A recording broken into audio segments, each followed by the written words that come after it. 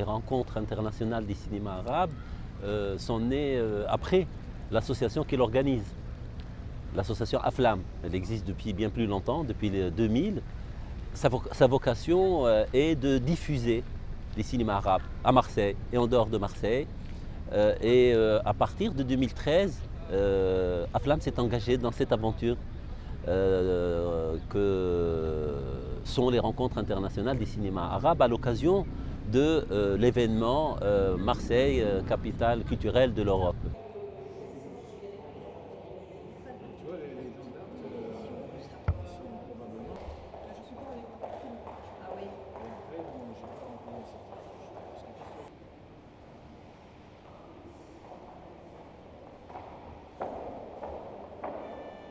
Ce qui est difficile, c'est les moyens. C'est de trouver les moyens, parce que c'est vrai que c'est un projet ambitieux. Et que quand on l'a conçu au départ, on l'a conçu en fonction de ce que nous avons cru être les besoins de cette ville et de ce qu'est le cinéma aujourd'hui, ce qu'il peut faire, ce qu'il peut ajouter. Quand on fait venir des films comme ça de jeunes algériens ou tunisiens ou égyptiens qui n'ont pas forcément la possibilité de montrer leurs films dans les circuits, on va dire, habituels de diffusion, c'est quelque chose d'essentiel, parce qu'on découvre à travers des objets rares, des objets importants, où il y a un condensé de sens, eh bien on peut découvrir beaucoup d'autres choses.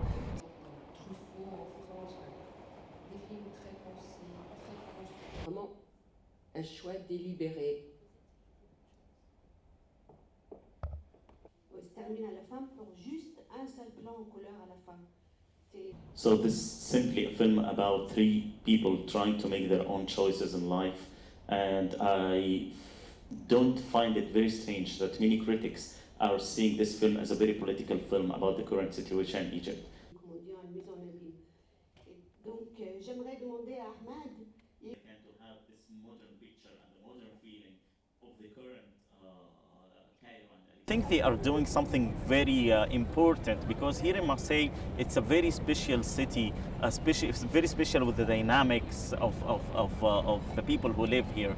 And they are having probably one of the hardest tasks on most of the French cities or the French festivals I've been to.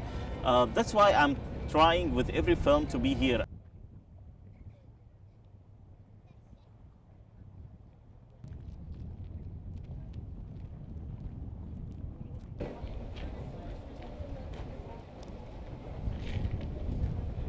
Les matinales, c'est-à-dire ce sont des tables rondes qu'on organise tous les matins pour essayer de comprendre à l'aide de participants, d'intervenants qui connaissent le sujet, d'aller davantage en profondeur dans le débat, dans la discussion de telle ou telle question.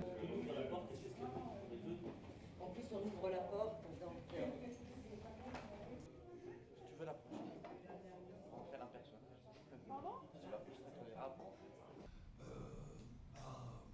a dit, je crois, quelque chose d'assez définitif, c'est-à-dire l'intérêt, d'abord, d'adapter 40% à peu près du cinéma égyptien consiste en adaptation de littérature.